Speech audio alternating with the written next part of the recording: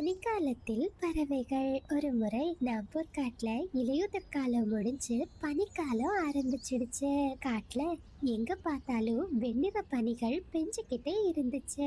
அந்த நேரத்துல மீனுக்குருவியோட அம்மா ஒரு கூடையில சில பழங்களையும் போர்வைகளையும் எடுத்துக்கிட்டு மீனுவோட வீட்டை நோக்கி பறந்து வந்தாங்க. ரொம்ப நாள் கழிச்சு தன்னோட பாட்டிய பார்த்த ரெண்டு குழந்தைங்களும் ரொம்பவும் சந்தோஷம் ஆகிட்டாங்க. பசங்களா, ரெண்டு பேரும் எப்படி இருக்கீங்க? உங்களை பார்த்து ரொம்ப நாள் ஆகிடுச்சு. பாட்டி, நாங்க நல்லா இருக்கோம். உங்களை பார்த்ததுல எங்களுக்கும் ரொம்ப சந்தோஷம். பாட்டி பாட்டி, நீங்க எனக்காக இனிப்பான பழங்களை எடுத்துட்டு வந்திருக்கீங்களா? ஆமாடா கண்ணா குக்கு, நான் ரொம்ப கஷ்டப்பட்டு செரி பழங்களை தேடி எடுத்துட்டு வந்திருக்கேன்பா. குக்கு, உனக்கு எத்தனை வாட்டி சொல்றது இனிப்பான பழங்களை கேட்டு பாட்டிக்கு தொந்தரவு கொடுக்காதேன்னு? சாரா, பரவாயில்லம்மா. குக்கு சின்ன பையன் தானே, அவன் வளர்ந்தா எல்லாம் புரிஞ்சுக்குப்பான் அப்படின்னு பாட்டிமாவும் குழந்தைகளும் பேசிக்கிட்டு இருந்த நேரம் மீனுக்குருவி சில தானியங்களை எடுத்துக்கிட்டு தன்னோட வீட்டுக்கு வந்துச்சு. அட அம்மா, வாங்க வாங்க. என்னம்மா திடீர்னு வந்திருக்கீங்க? மீனு, பனிக்காலம் ஆரம்பிச்சிடுச்சுல்லம்மா, அதனாலதான் உனக்கும் குழந்தைங்களுக்கும் சில போர்வைகளா நான் தச்சு எடுத்துட்டு வந்திருக்கேன். உங்களுக்கு ரொம்ப நன்றிம்மா. குழந்தைங்க இந்த பனியில ரொம்ப கஷ்டப்படுறாங்க. நான் அவங்களுக்காக விறகு கட்டைகளை எடுத்துட்டு வந்து தீ மூட்டணும்னு நினைச்சுக்கிட்டு இருந்தேன். தீ மூட்டுனா அது ரொம்ப ஆபத்து. நீ இந்த போர்வைகளையே உன் குழந்தைங்களுக்கு ராத்திரி தூங்க கொடு. நாம தீ மூட்டணும்னு அவசியம் இல்ல. சரிம்மா, நீங்க போர்வை கொண்டு வந்தது எனக்கு ரொம்ப உதவியா இருக்கும் அப்படின்னு ரெண்டு பறவைகளும் ரொம்பவும் சந்தோஷமா ஒருத்தருக்கொருத்தர் பேசிக்கிட்டு இருந்தாங்க. அப்படியே காட்டுல சாயந்தர நேரம் வந்துடுச்சு. மீனு, நான் இனிமே என் காட்டுக்கு கிளம்புறேம்மா.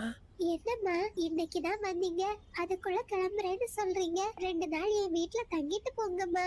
எனக்கு வீட்டுல இன்னும் நிறைய வேலைகள் இருக்கு. நான் இப்பவே கிளம்புனாதான் சரியா இருக்கும் அப்படின்னு சொல்லிட்டு மீனுக்குருவியோட அம்மா அங்கிருந்து தன்னோட காட்டை நோக்கி பறக்க ஆரம்பிச்சாங்க.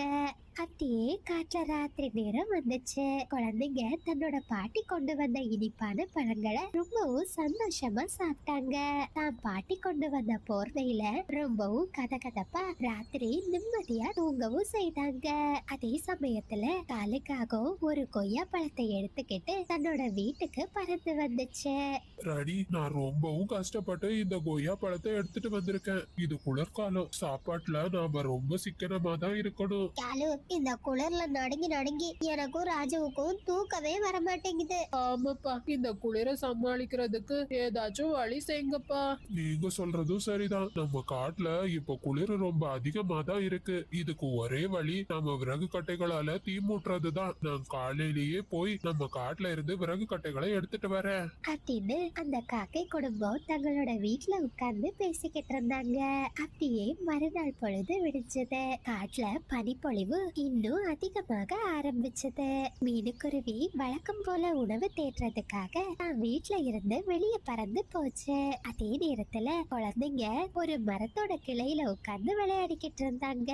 சாரா, உனக்கு ஒரு விஷயம் தெரியுமா? எங்க அப்பா இன்னைக்கு காஞ்ச விறகு கட்டைகளை எடுத்துட்டு வரேன்னு சொல்லியிருக்காரு. நாங்க அதுல தீ மூட்டி ராத்திரி குளிர் இல்லாம வெது வெதுப்பா தூங்குவோம். என்ன ராஜு, உங்க வீட்டுல போர்வை இல்லையா? என்ன போர்வையா? அது எப்படி இருக்கும்? ராஜுவண்ணா, எங்க பாட்டி நேத்துக்கு எங்களுக்கு போர்வை கொண்டு வந்தாங்க. அதுல நாம தூங்குனா நம்ம வீட்ல நெருப்பு மூட்டணும்னு அவசியமே இல்ல. அந்த போர்வை ரொம்ப வெது வெதுப்பா இருக்கு, தெரியுமா? அட, நீங்க சொல்றதை கேட்கும் போது எனக்கு இப்பவே அந்த போர்வைய பார்த்தாகணும்னு தோணுது. சரி ராஜு, அப்படின்னா நீ என் வீட்டுக்கு வா, நான் உனக்கு அந்த போர்வைய காட்டி தரேன் அப்படின்னு பேசிக்கிட்டு குழந்தைங்க மீனுக்குருவியோட வீட்டுக்கு பறந்து வந்தாங்க. ராஜு அண்ணா, பாத்தீங்களா? இதுதான் எங்க பாட்டி கொண்டு வந்த போர்வை. இதுல தூங்குனா ரொம்ப சுகமா இருக்கும். ஆமா, இந்த போர்வை பாக்குறதுக்கு ரொம்ப நல்லா இருக்கு. மெத்து மெத்துன்னு பஞ்சு போலயே இருக்கு. சாரா, இதுல ஒரு போர்வைய நான் என் வீட்டுக்கு எடுத்துட்டு போலாமா? இல்ல இல்ல ராஜு, எங்க வீட்ல 3 போர்வை தான் இருக்கு. ஒண்ணு எனக்கு, ஒண்ணு குக்குவுக்கு, ஒண்ணு எங்க அம்மாவுக்கு. சாரா இப்படி சொன்னதுமே ராஜு ரொம்ப கோபமா இருந்து பறந்து போனா. டேய் ராஜு, என்னாச்சுடா? இப்பதான் விளையாட போனேன், அதுக்குள்ள வீட்டுக்கு வந்துட்ட? அம்மா, மீனு ஆண்டியோட வீட்ல 3 போர்வை இருக்குமா. அது ரொம்பவும் வெதுவெதுப்பா இருக்கு. அதுல ஒரு போர்வையை கேட்டதுக்கு அந்த சாரா தரமாட்டேன்னு சொல்லிட்டா. அப்படியா சொல்லிச்சு அந்த குட்டி பிசாசு? நீ கவலைப்படாதடா, உனக்காக எப்படியாச்சும் நான் அந்த போர்வையை எடுத்துட்டு வரேன். பாத்தீங்களா, நம்மள விட பலவீனமான அந்த சின்ன குருவிங்க நம்ம பையன் கேட்டும் ஒரு போர்வை கூட கொடுக்காம விட்டுருக்காங்க. ஆமராணி, அந்த குருவிகளை நாம இப்படியே விட்டா நம்ம மேல பயம் இல்லாம போயிடும் அப்படின்னு சொன்ன காலுக்காக ஒரு கம்பை எடுத்துக்கிட்டு மீனுக்குருவியோட வீட்டை நோக்கி பறந்து போச்சு. ஏ சின்ன குழந்தைகளா, ஒழுங்கா இந்த மொத்த கம்பளியையும் எங்களுக்கு கொடுத்துடுங்க. இல்ல, நாங்க தரமாட்டோம். இது எங்க பாட்டி எங்களுக்கு கொடுத்தது. என்ன நான் கேட்டேன், நீங்க தரமாட்டீங்களா? அப்படின்னு சொன்ன காலுக்காக 2 குழந்தைகளையும் அடிச்சது. பிறகு அந்த கூடையில இருந்த பழத்தையும் கம்பளியும் எடுத்துக்கிட்டு அங்கிருந்து பறந்து போயிடுச்சு. காலுக்காக அடிச்சதுனால குழந்தைங்க வலியில அழுதுகிட்டு இருந்தாங்க. கொஞ்ச நேரத்திலேயே உணவை எடுத்துக்கிட்டு மீனுக்குருவி தன்னோட வீட்டுக்கு வந்துச்சு. அம்மா, காலு மாமா எங்களை அடிச்சிட்டு எங்க கிட்ட இருந்த போர்வையை எடுத்துட்டு போயிட்டாரு.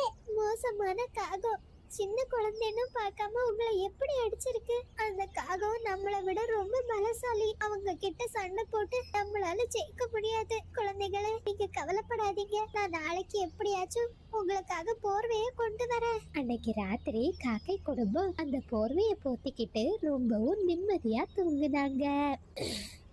மீனுவோட குழந்தைங்களும் அந்த குளிர்ந்த காற்றுல தூக்கம் வராம ரொம்பவும் கஷ்டப்பட்டாங்க.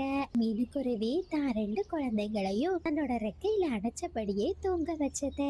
அப்படியே மறுநாள் பொழுது விடிஞ்சது. பசங்களா, நான் பாட்டிமாவோட காட்டுக்கு போறேன். நீங்க வீட்டை பூட்டிக்கிட்டு பத்திரமா இருந்துக்கோங்க. அம்மா, எங்களுக்கு காலு மாமாவை நினைச்ச பயமா இருக்குமா. நாங்களும் உங்க கூட வரோம்மா. சரி வாங்க, உங்களையும் என் கூடயே நான் கூட்டிட்டு போறேன் அப்படின்னு சொன்ன மீனுக்குருவி தன்னோட குழந்தைய கூட்டிக்கிட்டு தான் அம்மாவோட காட்டை நோக்கி பறக்க ஆரம்பிச்சது.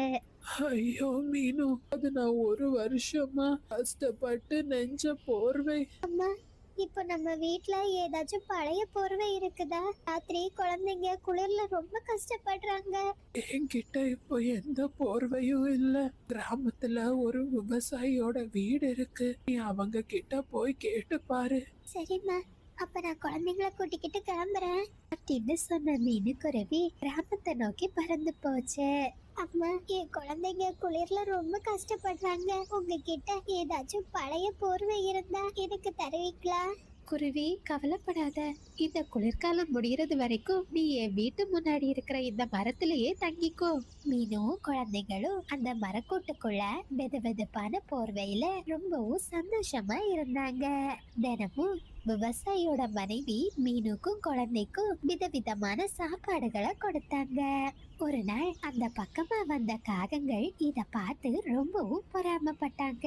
காலு, பாத்தீங்களா, நம்ம காட்டுல உணவு கிடைக்கிறதே ரொம்ப கஷ்டமா இருக்கு. ஆனா இந்த குருவிங்க இந்த விவசாயியோட வீட்டுல எவ்வளவு சந்தோஷமா இருக்காங்க.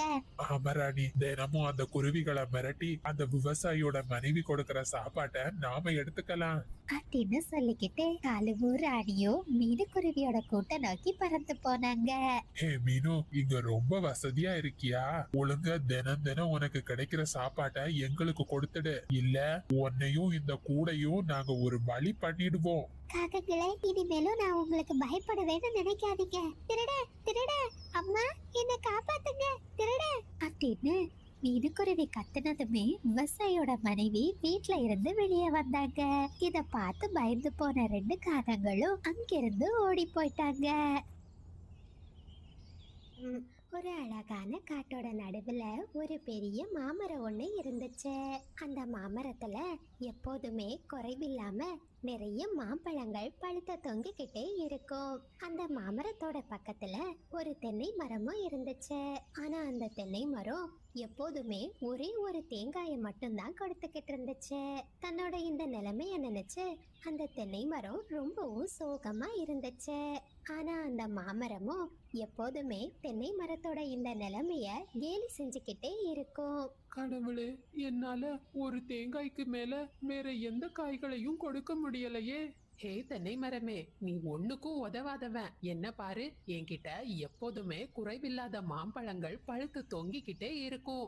நண்பா, நீ எப்பவும் என்ன கேலி செஞ்சுக்கிட்டே இருக்காத, எனக்கு ரொம்பவும் வருத்தமா இருக்கு. ஹே, உனக்கு எத்தனை வாட்டி சொல்றது என்ன நண்பான்னு கூப்பிடாதேன்னு? உன் தகுதி வேற, ஏன் தகுதி வேற. அப்படின்னு அந்த மாமரம் ரொம்பவும் கோபமா சொல்லுச்சு. இத கேட்ட தென்னை மரம் ரொம்பவும் வருத்தமாகிடுச்சு. ஒரு நாள் அந்த காட்டுக்கு ஒரு தேவதை ரொம்பவும் தண்ணீர் தாகத்தோட பறந்து வந்தாங்க. அப்பப்பா, என்ன வெயிலு! இந்த காட்டுல எங்கதான் நதி இருக்குன்னு தெரியல. அந்த தேவதை சொன்னதை கேட்டதுமே தென்னை மரம் தாங்கிட்ட இருந்த ஒரே ஒரு தேங்காய அந்த தேவதையோட பக்கத்துல போட்டுச்சு. அட, தேங்காய்! இந்த தேங்காய் எங்கிருந்து வந்துச்சு? இது என்னோட தேங்காய் தான். இதுக்குள்ள தண்ணீர் இருக்கு. உங்க தாகந்தீர இத குடிங்க. உடனே தேவதையும் அந்த தேங்காயை எடுத்து அதுல இருந்த தண்ணீரை தன்னோட தாகம் தீர குடிச்சாங்க. மரமே, உன்னோட தண்ணீர் ரொம்பவும் இனிப்பா இருக்கு. எனக்கு இன்னொரு தேங்காய கொடுப்பியா? தேவதையே, என்ன மன்னிச்சிடுங்க. என்னால ஒரே ஒரு தேங்காயை மட்டும்தான் விளைவிக்க முடியுது. ஆனா ஒண்ணுக்கு மேல என் மேல எந்த ஒரு தேங்காயும் வர மாட்டேங்குது. தென்னை மரம் இப்படி சொன்னதுமே மந்திர பறவை தன்னோட கையில ஒரு தங்க தேங்காய வரவழைச்சாங்க.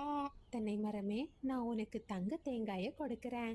இந்த தேங்காய நீ ரொம்பவும் ஏழையான பறவைக்கு கொடு. அந்த பறவை இந்த தேங்காயில பாதிய கஷ்டப்படுற பறவைகளுக்கு பகிர்ந்து கொடுத்தா உன்னால நிறைய தேங்காய்களை கொடுக்க முடியும் அப்படின்னு சொன்ன தேவதை அந்த தங்க தேங்காய தென்னை மரத்து மேல வச்சாங்க. பிறகு அங்கிருந்து பறந்து போயிட்டாங்க. இது எல்லாத்தையும் பார்த்துக்கிட்டு இருந்த மாமரம் ரொம்பவும் பொறாமப்பட்டுச்சு.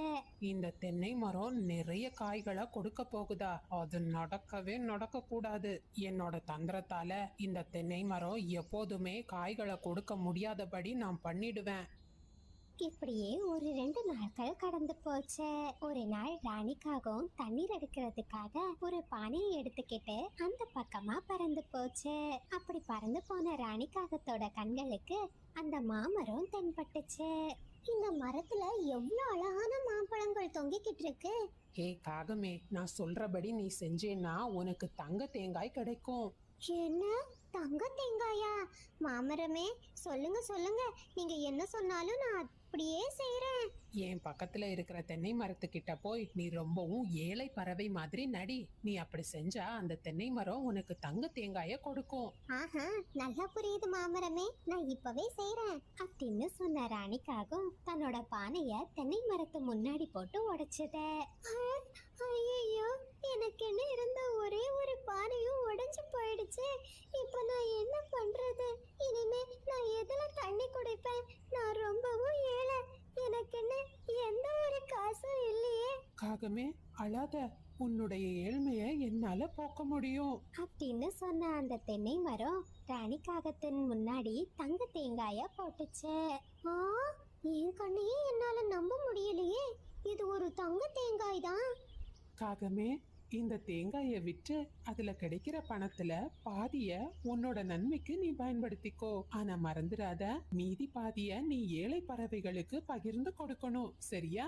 ஆஹா, தென்னை மரமே, நான் நிச்சயமா செய்யறேன். அப்படின்னு சொல்லிட்டு ராணிக்காக ரொம்ப சந்தோஷமா அந்த தங்க தேங்காயை எடுத்துக்கிட்டு தன்னோட வீட்டுக்கு பறந்து போச்சு. வீட்டுக்கு வந்த ராணிக்காக தான் கணவர்கிட்ட நடந்த எல்லா விஷயத்தையும் சொல்லுச்சு. அடடே ராணி, நமக்கு அதிர்ஷ்டம் தான். இந்த தங்க தேங்காய வித்து ஒரு பெரிய வீடு, நான் ரொம்ப நாளா ஆசைப்பட்ட பெரிய கார் வாங்கணும். ஆமா ஆமா காலு, இப்பவே வாங்க, இந்த தங்க தேங்காய வித்து நம்ம வேலைய தொடங்குவோம். அப்படின்னு பேசிக்கிட்ட காகங்கள் அந்த தேங்காய வித்து அதுல கிடைச்ச பணத்துல ஒரு பெரிய வீட்டை கட்டுனாங்க. தங்களுக்குன்னு ஒரு பெரிய காரையும் வாங்கினாங்க. ஒரு நாள் அந்த 2 காகங்களும் அந்த கார்ல சந்தோஷமா பறந்துகிட்டு இருந்தாங்க. ரொம்ப வேகமா போன காலுக்காகவும் ஒரு வயசான பறவை மேல மோதிடுச்சு. அந்த பறவை விற்பனைக்காக கொண்டு போன பானை எல்லாம் சுக்கு நூறா உடைஞ்சு போயிடுச்சு. ஐயோ, என்னோட பானைங்க, என்னோட பானைங்க, நான் இனிமே என்ன செய்வேன் கடவுளே? வயசாகிடுச்சுன்னா உனக்கு கண்ணும் தெரியாதா? இப்படி வந்து மோதுற? காகங்களே, நீங்க தான் ரொம்ப வேகமா வந்தீங்க. தயவு செஞ்சு என் பானைய உடைச்சதுக்கான காசை என்கிட்ட கொடுத்துடுங்க. என்ன காசு கொடுக்கணுமா? சீப்போ ஏழை குருவி, அப்படின்னு சொல்லிட்டு 2 காகங்களும் அங்கிருந்து பறந்து போயிட்டாங்க. அந்த வயசான குருவியோ தன்னோட உடைஞ்ச பானையோட பக்கத்துல உட்கார்ந்து அழுதுகிட்டே இருந்துச்சு. அந்த நேரத்துல மீனுக்குருவி அந்த இடத்துக்கு பறந்து வந்துச்சு. தாத்தா, என்னாச்சு? ஏன் அழுதுகிட்டு இருக்கீங்க? பானை எப்படி உடைஞ்சது? உடனே அந்த வயசான குருவி மீனுக்குருவி கிட்ட நடந்த எல்லா விஷயத்தையும் சொல்லுச்சு. இது எல்லாத்தையும் தூரமா இருந்த தென்னை மரம் பார்த்துக்கிட்டே இருந்துச்சு. பறவைகளே, இங்க வாங்க, உங்ககிட்ட ஒரு முக்கியமான விஷயம் சொல்லணும். தென்னை மரத்தோட குரலை கேட்டதுமே 2 பறவைகளும் அந்த மரத்தோட பக்கத்துல பறந்து போனாங்க. பறவைகளே, அந்த காகங்கள் என்ன ரொம்ப நல்லா ஏமாத்திட்டாங்க. நான் கொடுத்த தங்க தேங்காயால தான் அவங்களுக்கு இவ்ளோ வசதி வந்துச்சு. ஆனா அவங்க ஏழை பறவைகள் யாருக்குமே உதவல. இதனால என்னால நிறைய தேங்காய்களையும் கொடுக்க முடியாம போயிடுச்சு. நீங்க தான் அந்த காகங்கள் கிட்ட இருந்து எப்படியாச்சும் என் தங்க தேங்காய மீட்டு கொடுக்கணும். தென்னை மரமே, நீங்க கவலைப்படாதீங்க. எங்க நாட்டு மகாராஜா ரொம்ப நல்லவரு. அவர் நிச்சயமா உங்களுக்கு உதவி செய்வாரு அப்படின்னு சொன்ன மீனுக்குருவி அந்த வயசான பறவைய கூட்டிக்கிட்டு அரண்மனையை நோக்கி பறந்து போச்சு. ராஜா கிட்ட மீனுக்குருவி நடந்த எல்லா விஷயத்தையும் சொல்லுச்சு. கவலைப்படாதீங்க, உங்க குறைய நான் தீர்த்து வைக்கிறேன். காவலாளிகளே, நீங்க முதல்ல அந்த 2 காகங்களையும் சிறைபிடிங்க. மன்னர் இப்படி சொன்னதுமே காவலாளிகளும் 2 காகங்களையும் சிறை பிடிச்சுக்கிட்டு வந்தாங்க. ஹே காகங்களே, ஒழுங்கா அந்த தென்னை மரத்துக்கிட்ட அந்த தங்க தேங்காய ஒப்படைச்சிடுங்க. இந்த முதியவரோட பானையை உடைச்ச காசையும் இந்த முதியவர் கிட்ட கொடுத்துடுங்க. புரியுதா? ஆஹா, புரியுது அரசே, நாங்க அப்படியே செஞ்சிடுறோம். நீங்க சொல் பேச்ச மீறினீங்க, தண்டனை ரொம்ப கடுமையா இருக்கும். மன்னரோட வார்த்தைக்கு பயந்து போன காகங்கள் தங்களோட காரையும் பெரிய மர வீடையும் வித்துட்டாங்க. அதுல கிடைச்ச காசுல அந்த தங்க தேங்காய வாங்கிட்டாங்க. அந்த தங்க தேங்காய மறுபடியும் தென்னை மரத்துக்கிட்டயே ஒப்படைச்சிட்டாங்க. வயசான குருவிக்கும் பானைய உடைச்ச காசை கொடுத்தாங்க. பிறகு காகங்கள் சோகமா அங்கிருந்து பறந்து போயிட்டாங்க. குருவி, என்னோட தங்க தேங்காய கொடுக்கறதுக்கு நீ மட்டும்தான் தகுதியானவ. இந்த தேங்காய நீ வச்சுக்கோ. இதுல பாதிய உன் நன்மைக்கும் மீதி பாதிய கஷ்டப்படுற பறவைகளுக்கும் கொடு அப்படின்னு தென்னை மரம் சொன்னதுமே மீனுக்குருவி அந்த தங்க தேங்காயை எடுத்துக்கிட்டு தன்னோட வீட்டுக்கு பறந்து போச்சு. காகங்கள் ஒரு நாள் ஒரு கோடாரியை எடுத்துக்கிட்டு அந்த மாமரத்தோட பக்கத்துல வந்தாங்க. காகங்களே, என்ன கோடாரியோட வந்திருக்கீங்க? என்ன செய்ய போறீங்க? மாமரமே, எங்களுக்கு தங்குறதுக்கு வீடும் இல்ல, சாப்பிடுறதுக்கு சாப்பாடும் இல்ல. அதனால உன்னை வெட்டி உன்கிட்ட இருக்கிற மரக்கட்டைகளை வச்சு வீடு கட்ட போறோம். உன்கிட்ட இருக்கிற மாம்பழங்களை சந்தையில விற்று எங்களுக்குன்னு சாப்பாடை வாங்கிக்க போறோம். ஐயோ காகங்களே, அப்படி செய்யாதீங்க, என்ன விட்டுருங்க. ஆனா காகங்களோ அந்த மாமரத்தின் பேச்ச கேட்காம அந்த மாமரத்தை வெட்ட ஆரம்பிச்சாங்க. பிறகு மரக்கட்டைகளை எடுத்துக்கிட்டு காலுக்காகவும் ஒரு திசையை நோக்கி பறந்து போச்சு. ராணிக்காகமும் மாம்பழங்களை எடுத்துக்கிட்டு சந்தையை நோக்கி பறந்து போச்சு. காலுக்காகவும் அந்த மரக்கட்டைகளை வச்சு தனக்குன்னு ஒரு வீட்டை கட்ட ஆரம்பிச்சது. ராணிக்காகமும் அந்த மாம்பழங்களை சந்தையில விட்டு கொஞ்சம் காசை வாங்குச்சு. அதே நேரத்துல மீனுக்குருவியோ அந்த தங்க தேங்காய வித்த காசுல தனக்குன்னு ஒரு உறுதியான மர வீட கட்டிக்கிச்சு. மீதி காசை அந்த காட்டுல இருக்கிற கஷ்டப்படுற பறவைகளுக்கு கொடுத்துச்சு. இதனால அந்த தென்னை மரத்தோட சாபம் நீங்கி அதுல நிறைய தேங்காய்கள் வர ஆரம்பிச்சது. நண்பர்களே, இது சப்ஸ்கிரைபர் விருப்பத்திற்கான நேரம். மெல்வின் உங்களுக்கு இனிய பிறந்த நாள் நல்வாழ்த்துக்கள். Hi Diana, Jo Cecilia, Jo Auxilia 2 குட்டீஸ்க்கும் ஒரு பெரிய ஹாய். ஹாய் அபர்ணா, சியா, ஜமீனா, சினாஸ் எல்லா குட்டீஸ்க்கும் ஒரு பெரிய ஹாய். மித்ரன், மகிழினி 2 குட்டீஸ்க்கும் ஒரு பெரிய ஹாய். ஆகாஷ் பாப்பா, உங்களுக்கு இனிய பிறந்த நாள் நல்வாழ்த்துக்கள். நிதர்ஷனா, ஸ்ரீ வர்ஷித் 2 குட்டீஸ்க்கும் ஒரு பெரிய ஹாய். ஹாய் கணேஸ்வரன், தர்ஷன், ஆதித், லக்ஷனா எல்லா குட்டீஸ்க்கும் ஒரு பெரிய ஹாய். ஹாய் சக்ஷிகா, ஹம்சி, அன்சிப், ருசானா எல்லா குட்டீஸ்க்கும் ஒரு பெரிய hi. Hi Kanishka, hi Shivanya, Tanveer, Mahi, Dharmika எல்லா குட்டீஸ்க்கும் ஒரு பெரிய ஹாய். அபிநந்தன், உங்களுக்கு இனிய பிறந்த நாள் நல்வாழ்த்துக்கள். ஹாய் ரூவிகா, நீங்கள் அனைவரும் அழைத்து வரும் அன்புக்கும் ஆதரவுக்கும் மிக்க நன்றி.